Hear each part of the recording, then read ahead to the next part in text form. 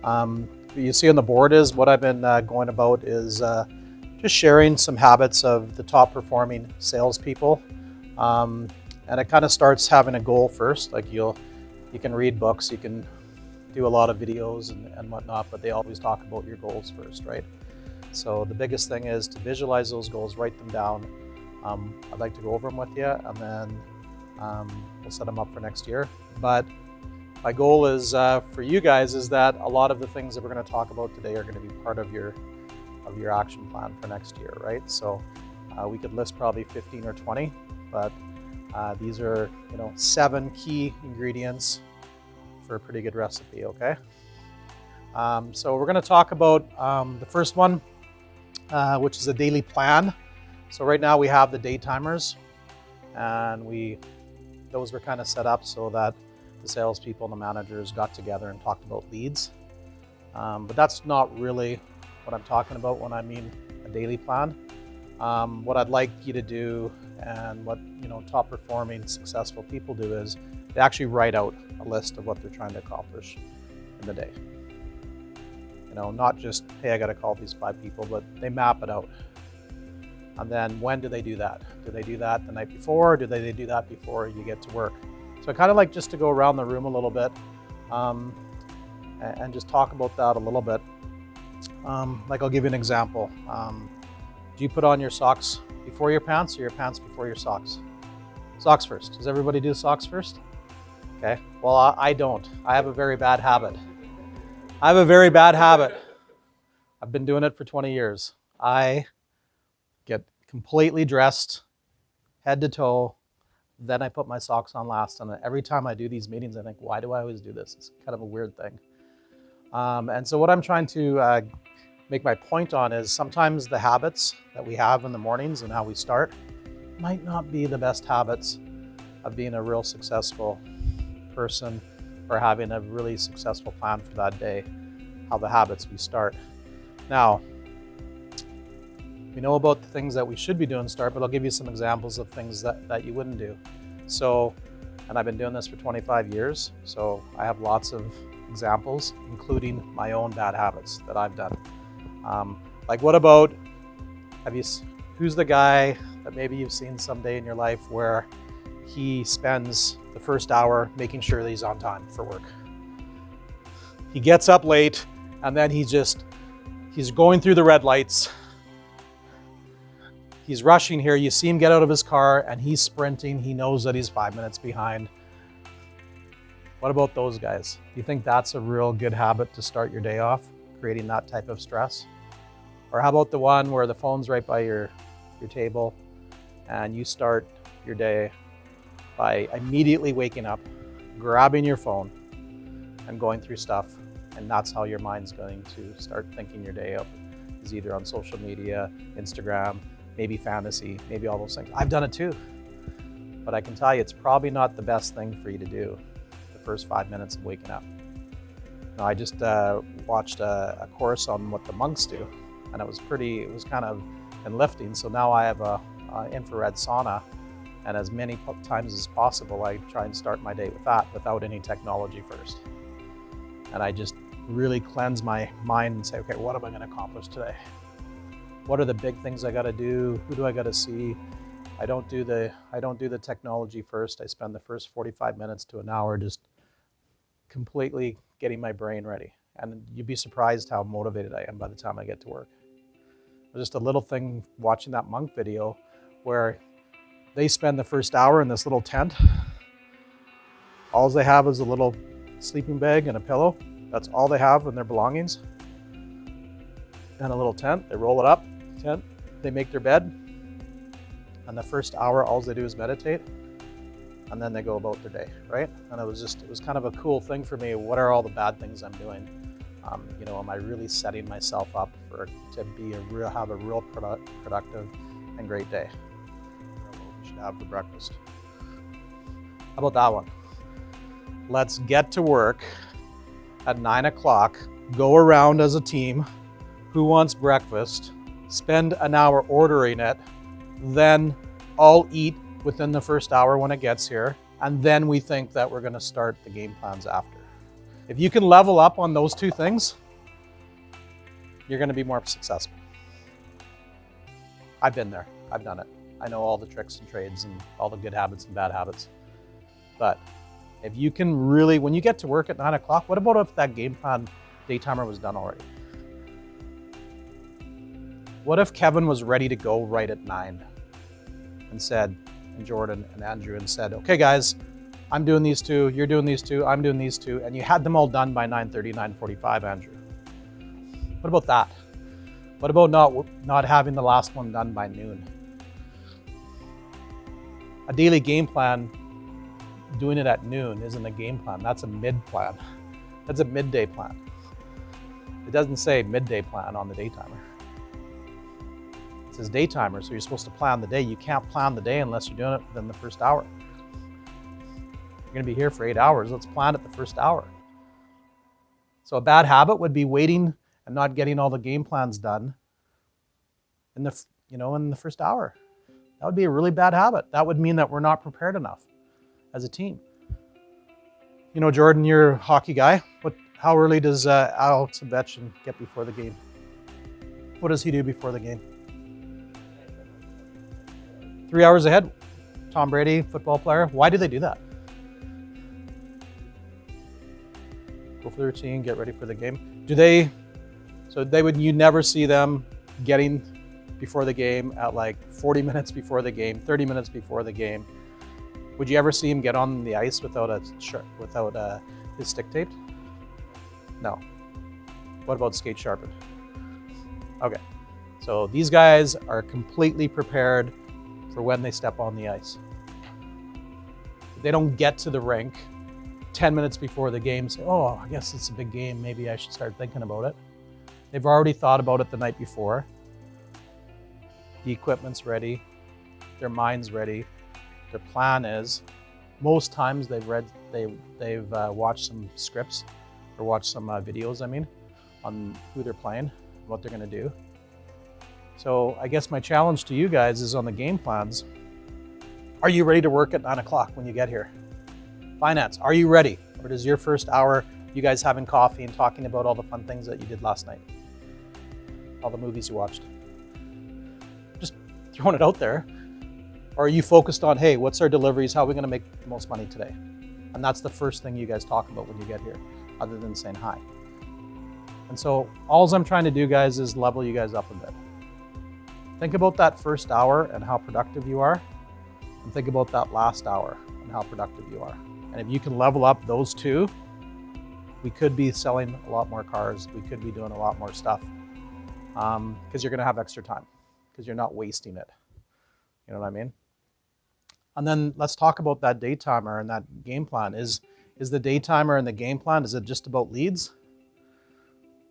You know, Brent Miskisco, our top salesman in the company, he's close to 3. He's going to sell 300. So he does have some good habits. But he shared some things. But what his is he, there's 2 things that he does that really stand out for me. And there's lots of good performers in this room too. So I'm not trying to put him on a pedestal against you. We've had some really good success here. But what he does is he reflects on the day before, always. So that's how he starts, is he looks at what happened yesterday. His game plan book is done. He doesn't show up for work late, and it's done, it's prepared, he's ready to go. And then that game plan book is reviewed with the sales manager at least 5 times a day. It's almost annoying, the managers tell me, and I've been there. He's just constantly holding them accountable to his plan. And I have no problem with you guys doing it because the game plan, he's figured out that he needs to use all his resources. So his plan and what he needs to do, whether a lot of these things will be on there, we'll talk about them, and he's constantly going through them with the managers. And that's what he's learned, is by reviewing it with his coaches as many times as possible and brainstorming throughout the day, he's gonna hit his goals and he's gonna hit the best daily plan he can. So I challenge you guys on just making that game plan a big thing. Don't make it a task for me. That's how it started out, is I didn't trust everything, so I wanted the sales manager and the salesman to at least have a conversation and going through the leads. But it should really be much more than that. It should be really big. Okay, Chad, how did we do yesterday? How are we accomplishing our appointments? How are we accomplishing on our social media? How are we accomplishing on our other KPIs? See, in business, we have KPIs. So I couldn't run 6 dealerships without having a whole bunch of KPIs. So some of the high-level managers know my KPIs for their departments that I look at, and I'm constantly reviewing them. But as a salesperson, you have to have your own KPIs.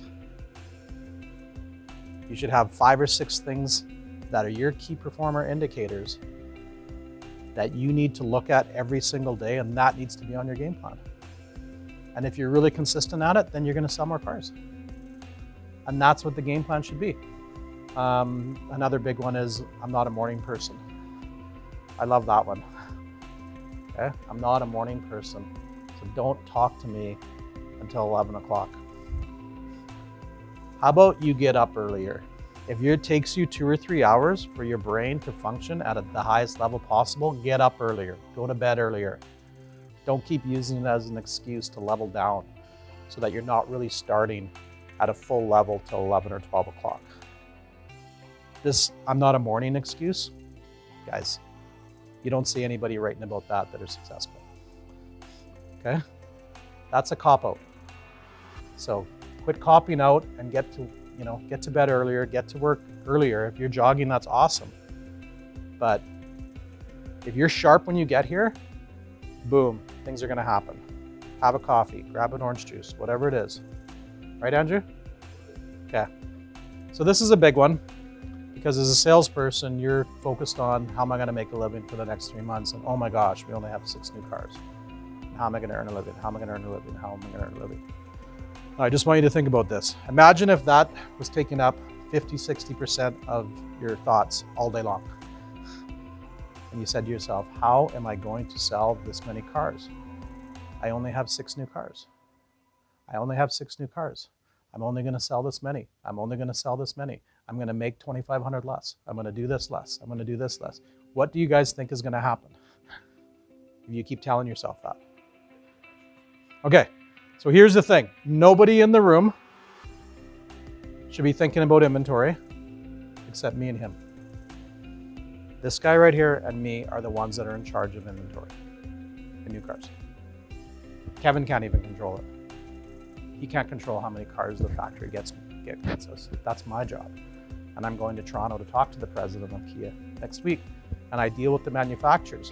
Now, most of the manufacturers have told me that it's going to work itself out, because I called all of them myself personally, and I know some of the high-level executives, and they're still budgeting for a 10% increase.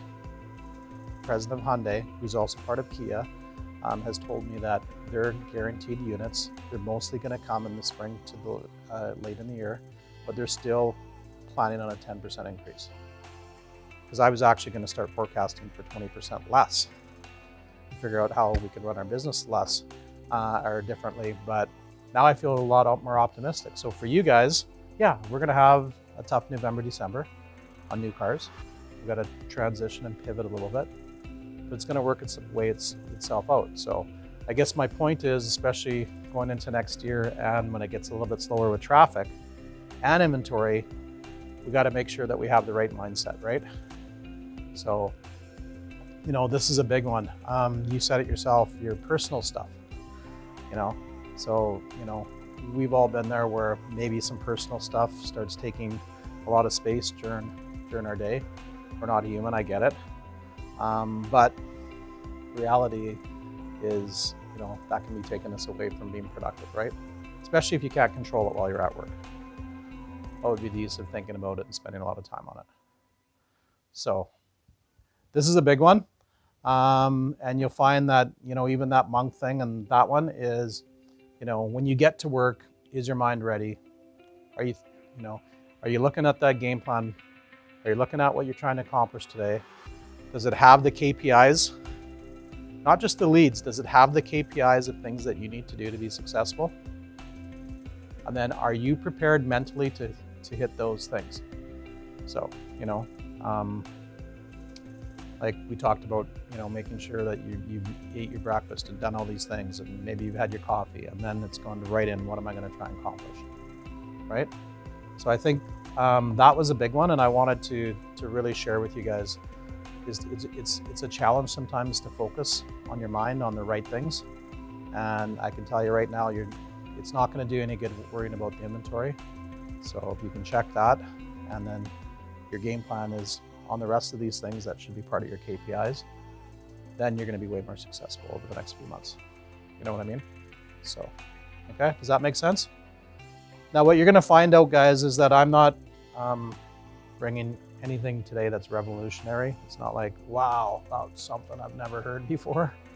I'm touching base on things that probably you've already heard before, but I want you to level up on them, okay? So that's what I'm trying to share with you and use my own experience. Improving the skill set is really good. It's really good when you're doing goal setting and you're planning your day. Because what happens to most of us, including myself, is we focus on our strengths. We always go to our strengths. We always lean towards our strengths. What you're gonna find out is that the most top performing salespeople or successful people is they spend more time focusing on their weaknesses. They already have those in their toolbox. So now they're gonna focus on trying to get better and constantly improve the things they're not good at. And sometimes we all forget that. We're like, you know what, I'm so good at this, I'm just gonna, someone else is gonna do that. We've all been there, we all have done it. But if I could challenge you to start really focusing on the things that you're not as good at, it's gonna make you way better as a person. You're gonna have that sense of achievement, but you're also gonna be way better at your positions. When you're doing your one-on-one with Ryan, I suggest you ask him, because he's the best in the company at, when I was trying to improve my skill set, when I started as a very young salesperson at 18, I looked to the top guys, and then I mirrored and used a little bit of each one to become really good. So, what I suggested, if you're weak at something, is find out with your peers on someone that's really good at that area. For you, Jordan's really good at that. So that should be part of your one-on-one. That's who you circle out and say, hey, give me some ideas on how I can improve on that. Like the technology one that we're going to get to is, I think there's a lot of us that can level up on that. To be honest, we haven't scratched the surface yet on the technology and on that, and we have a marketing team. So part of Perry's job and Claudius's and Natalie's is to be a resource for you guys. So if you're not good at it, send them an email and ask for a one-on-one with them, and they can help you because they specialize in it. They can help you get better. And if you haven't done that, and this is one of your weak skills, like maybe it's not your top one, but I think everybody can level up here. I suggest you guys do that. So anyway, guys, look, you're gonna get a copy of this video. All of you have told me your strengths and the ones that you need the most help in. Please make sure that is written down, part of your goals for next year.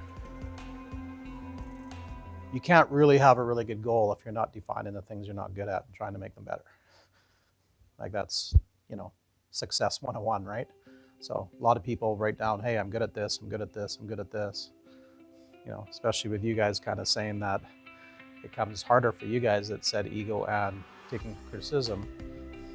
Let's write down a lot of things that we're not good at and try and put some plans together on how we can do better. Because it's only going to help us as a company and help you guys personally, right? So this is a good one. There's training. My biggest resources is YouTube, all kinds of things that constantly have any type of information that you want on there. And then with our company, we have all kinds of resources. So if you want some mentorship or some help with any of your skill things, I have no problem you reaching out to me, and then I'll guide you who to go to. But there's some experts in everything that you guys have told me of what your least skill set is, and you can help. But you got to want it. Like that's the thing about goal setting is, I say to the managers all the time, even myself, for you guys, there's no point in me writing out Jordan's goals for next year, saying, hey, I'd like you to hit these goals. I need him to come to me and write out a goal set that he feels committed to and wants to make it happen. So even with the managers, with you guys, it's no point in you guys doing a monthly plan and then Kevin telling you, hey, I think you can hit 15 cars. You got to tell him, his job as a coach is to mentor you to get to your own goals. When goal setting happens, it's supposed to come from the person, not the manager. And a lot of managers forget that. They start making the goals for the person and then they wonder why they never hit. The coach's job is to help someone set their own goals, not set the goals for them. Okay? So I'd like you guys all, daily plan, proper mindset, write down what you're weakest at, and it should be part of this daily plan. It should be right in there. Focus on this. Because imagine if your daily plan listed what you weren't good at every day, or your weakest skill set, and you put enough focus on it, and it started to take up space in your brain about getting better at it. What do you think is going to happen? Most people don't write it down. Most people don't look at it every day. And then all of a sudden, you write down your weakest skill set and make it part of your daily game plan. Just like checks, boom, work on this, improve on this. It's gonna happen. You're gonna get better. Because you're focused on it, you read it every day, you say, oh, you know what? Yeah, I gotta do this. I gotta think about this, I gotta do this. All of a sudden you have an appointment, Chad. You have to deliver, you're like, oh yeah, okay, I better make sure I got some things organized today. Okay, next one, pipeline. This is the biggest thing for most salespeople. They do not understand that what this means. The best salespeople in any industry are focusing at least 50% of their time on the pipeline. I'm going to repeat that. 50% of your time should be focusing on your pipeline. Do you know what I mean by pipeline? What do I mean by pipeline? Okay, and it doesn't mean tomorrow. So what happens with most salespeople is they're too short-term on their pipeline. The best salespeople are focusing on 30 days, 60 days, 90 days, 120, 165, 1 year from now. And some of you have been with us for a while. If you had a really good pipeline, you could work your way out of not worrying about internet leads, not worrying about traffic, especially in times like this when it gets a little bit slower. It's because your pipeline would already be set up. And you'd have they're called trading cycles. And we can level up a lot at this company and a lot at Kia. Because we might be really good with the 1 and 2 day stuff, maybe even the 30 days. But when I say pipeline, it's like, we get an internet lead today. How are we the next day? Probably pretty good. How are we 3 days from now? Probably pretty good. How are we at 7 days? Probably pretty good. Then it trickles down. How are we at 30 days? Not as good. What about that customer after 60 days that's had no contact? Not so good. What about 90 days that had no contact? He obviously sent us a lead for some reason. What about six months? What about 1 year from now? Think about that as a pipeline. Think about the customer that bought a car off us today, that has a wife that has a car that's 2 years old, and that we know for a fact that most, if I get a new car, chances are my wife's going to get one within 6 months to a year. We have data that supports that. We're not working the pipeline. We're not being like, oh, we just sold Bill Smith a car. His wife's driving a 1-year-old Honda, but we didn't focus on that because we don't have it set up on our pipeline. But if we really focus on pipeline and relationship building after someone buys a car, and we really get good at it, then this is going to get easy. Like I said, it, pipeline and the next one go into kind of together. But we know for a fact that 70% of someone that you know, basically, or that's been referred to you, you have a 70% better closing ratio. I want you to think about that as a salesperson. You have a 70% better closing ratio of a repeat customer or someone that referred to you. So these boiler rooms we're doing, and you're getting all these lists, I can tell you the cold calling, you're gonna have a low percentage. And these guys have to give you lists. We have to call someone. But no one said that you can't focus on repeats and referrals. It's just that you guys haven't set up a good enough pipeline yet. So now we got to give you these cold calls. Well, I don't want to date myself too much today, but you know what cold calling used to be when I started out, where you guys were? It was a big, thick phone book. Damien started A today. You're B, you're C, you're D, you're E. Okay? Let's get some appointments for tomorrow, guys. And the word track was different. We didn't have technology, we didn't have all these things. I'm 52 now, but imagine 30 years ago as a salesperson, cold calling. We're giving you a list of someone that bought a car maybe 2 years ago, or that's been in the store at some point, or maybe been in service. Lower closing ratios. Guys are gonna get its list, but what if you had a nailed down pipeline on your repeat customers and your referrals? What about if you were so good that you actually sent a customer a video on her birthday? Hey Chad, happy birthday, it's John Cott, your friendly neighborhood salesperson from Kelowna Kia. Just want to wish you a happy birthday, have a great day, call me if you need anything. Boom. Does that work in the pipeline? Do you think maybe that she might think about us? We're so caught up, some of us, on this video part, but we haven't even tried to put the two together yet. Like, every one of you should have an intro about who you are. You can automatically send to a customer. Hi, my name's John Cott. How you doing? I've been at Kelowna Kia for 3 years. Okay. A little bit about myself. I got 2 kids, wife, this, that, boom. Love of the car business. Really focused on customer experience. And I just wanted to reach out to you so you put a face to the name. I'm going to be handling your internet lead today. If you need anything, call me. That's work in the pipeline. Now, we know that a lot of guys say, well, I don't like doing the videos because, it's my weakness, but really I want to make an excuse up. So the excuse is that we know that we're not getting enough replies. So that's why we're not going to do it. But we know that 50% of them actually do view it, and the ones that view it don't reply, but they go on the website. It's not rocket science.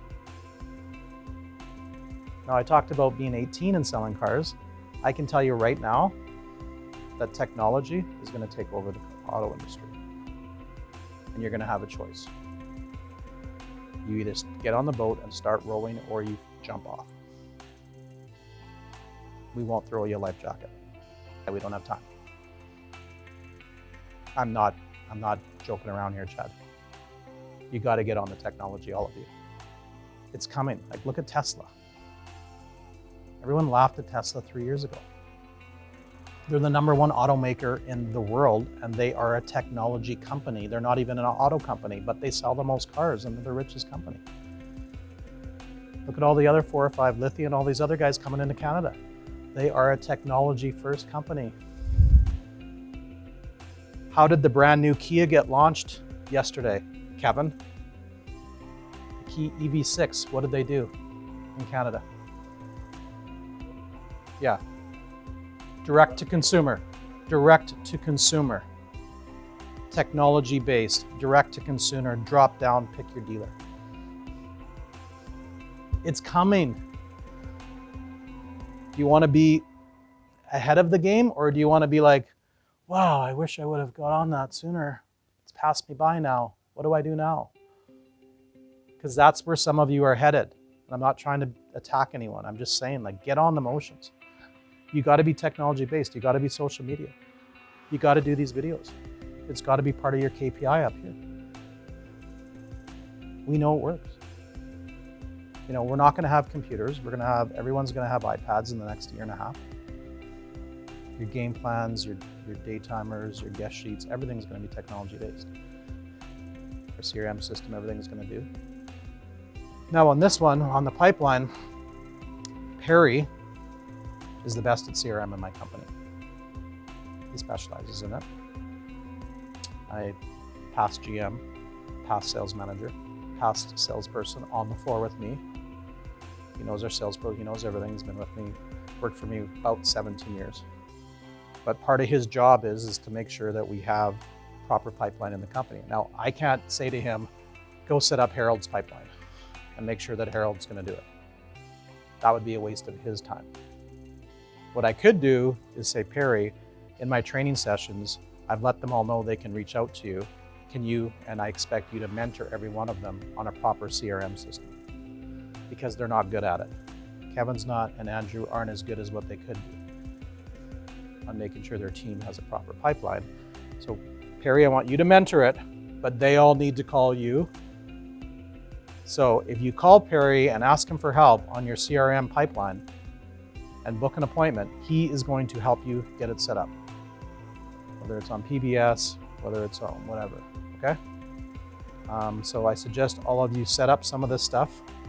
The intro of yourself, I'd like to challenge you all. You got Claudius and Natalie in the same building every day. Hey Natalie, I'd like to do an intro of myself in about 30 to 45 seconds. Telling a little bit about myself. Can you help me? It's part of her role too, is to be a resource for you guys. So everybody should have their own intro so that they can automatically send it on an internet lead. High level, energy, a little bit about yourself. Jordan, you can do an intro and you can, instead of you doing a separate video all the time, you could just make 1 or 2 or 3 up and then use them whenever you want it. It wouldn't be that hard. So that's a big one. The referrals and repeat, which are part of the pipeline, like I said, 70% better closing ratio. I just want to go through the referrals again because we know it works. Okay, so when we sell that car and we know that they're overwhelmed with just spending a whole bunch of money, they just went in the finance office, a little bit stressful sometimes. They came out and now you're going to hit them up for this referral process, right? It's not probably going to yield a lot of results at that time. And that's what salesmen don't get. All we're doing is planting the seed at this time. We're not expecting it to bloom right there. So we're planting the seed. We're saying, hey, Harold, just so you know, a large percentage of my customers is made of repeats and referrals. I know you're going to influence a family member, someone you work with, a friend, a relative, a circle of influence. Chances are you're going to know someone that's going to buy a car in the next 3 months. We have a referral process and program in place. I'd like to reach out to you in about 5 days, see how your car is doing, plus mention it to you. What's a good time on Monday? 7 o'clock, and then I'm going to put it in my technology-based day timer, Outlook, so I get a reminder, because I'm sometimes not organized enough. So now I have this reminder that says, call Bill Smith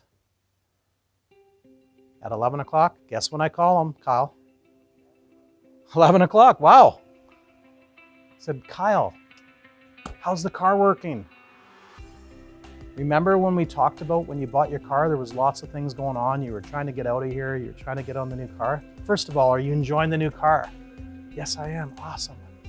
Perfect. Well, I let you know that at the time that we have this referral program, and I just wanted to touch base with you again. Have you had a chance to think about anybody that might be in the market for a vehicle in the next 3 months? A family member, a circle of influence, a coworker, anything like that? Sorry, John, no, I haven't. Okay. Sometimes, those of you that are at the bamboo tree, does the tree grow right away? Andrew, you know the story about a bamboo tree? Okay. Does everyone remember the story of the bamboo tree? What was it, Chad?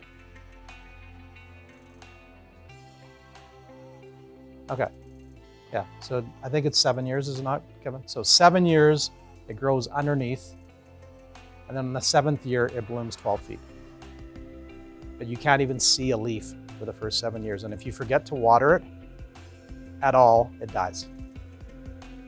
So you gotta water this bamboo tree every single day, and then someday it's gonna grow 9 feet tall. So I want to get you to use the analogy about referrals and pipelining. You don't see results right away. It's like a tree, bamboo tree. You have to water it all the time, and then one day it's going to give you fruit. So I asked the customer, I say, hey, now it's 30 days. Can I call you back in 30 days, Kyle? Would it be okay if I called you back in 30 days to see how your car is doing and maybe talk to you then about, see if you thought of anyone on the referrals? Right on. Thanks, Kyle. Ding, ding, ding, 30 days from now. Hey, Kyle, it's John. How's the car working? Good. Now, some people are afraid to call people because they're afraid of heat. I just want to pre-reference that. Never be a coward. The best thing you can do is solve a customer's problem.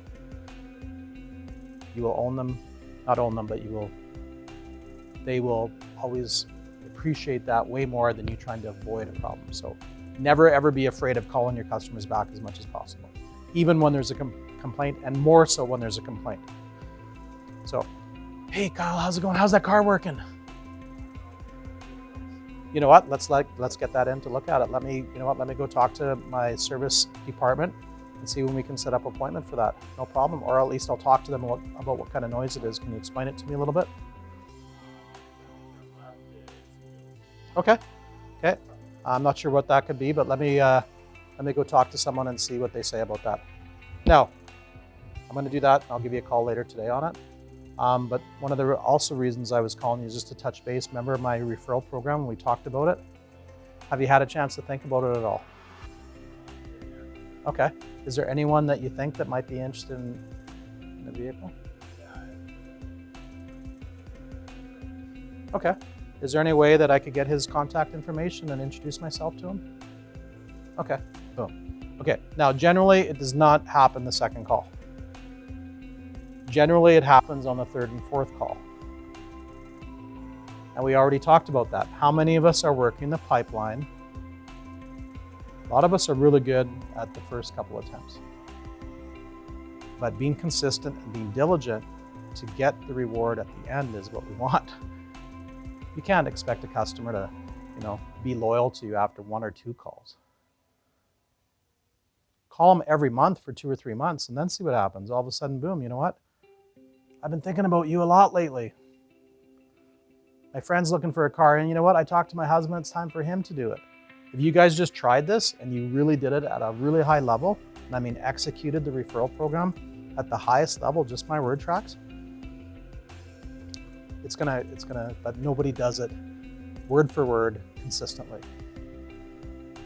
And that's the difference. They might try it once in a while, but if you just killed it every single time and then put it in your Outlook, great.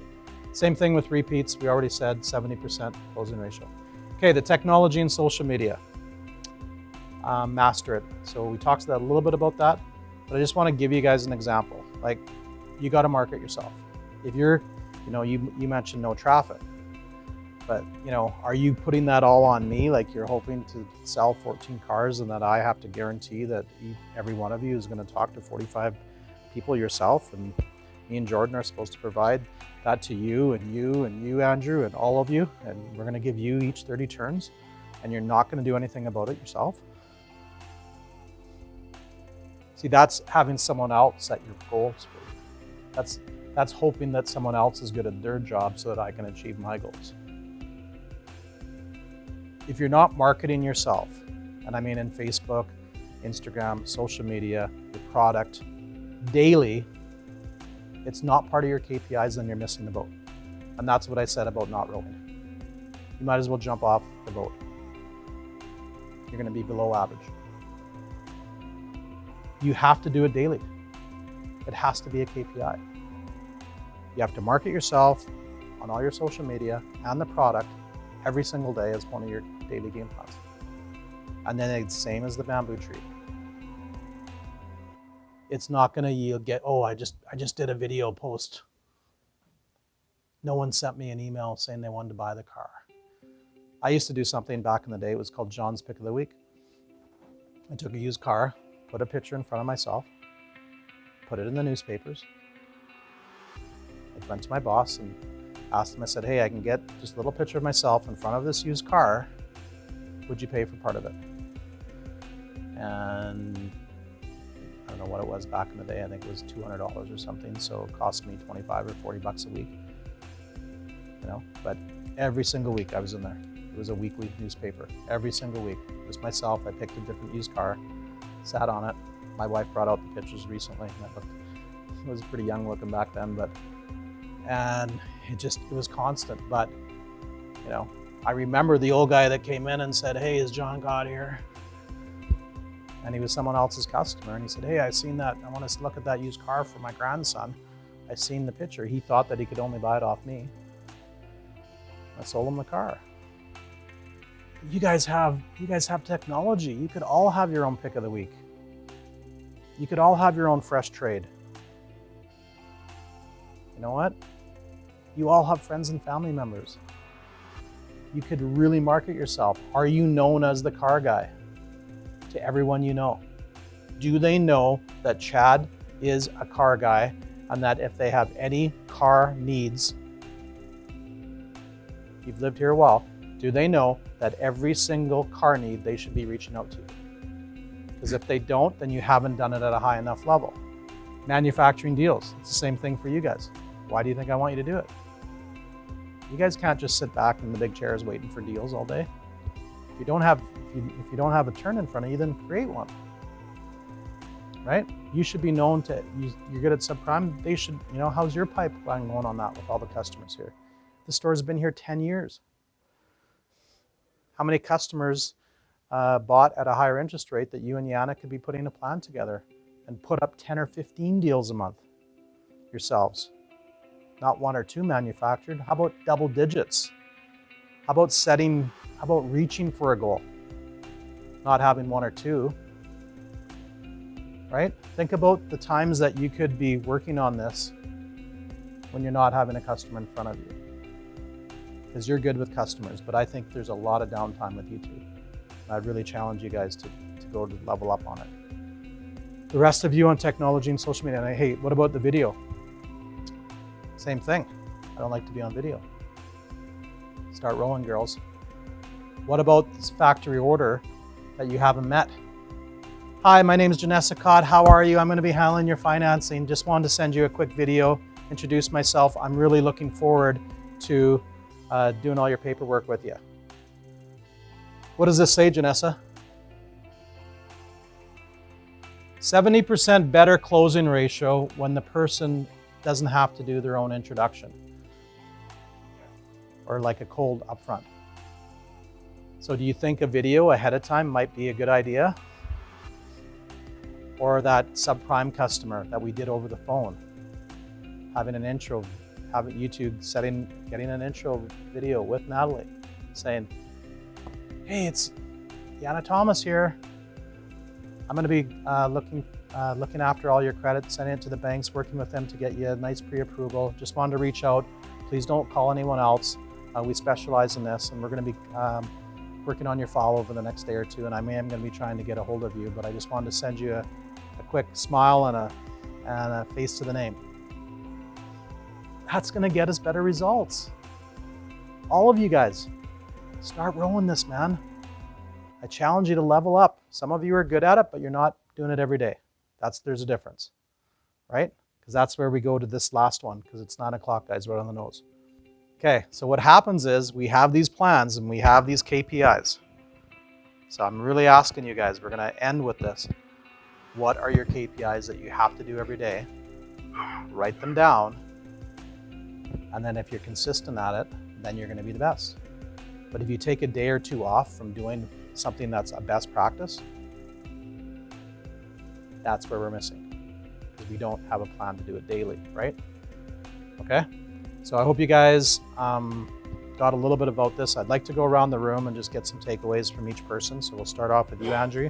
Okay, guys, ending on getting back to where we started, which was identifying your guys' goals for next year, writing them out, and then emailing me and setting up an appointment individually, one-on-one, for a 15 to a 30-minute meeting sometime in the next 45 days. Okay, I don't want you to rush it, get it done today. Spend some time digesting it, take a picture of this if you want, and think about it, and then but I'm not going to chase you. So if you haven't sent me an email in the next month, then I'm just going to be like, okay, I'm not going to spend my time, trying to get you there if you're not wanting it. So, but I'm willing to spend some time with all of you individually. So put it together, set up, and I will work on my schedule, and I'll sit down with all you guys. Okay? Anyway, thank you guys.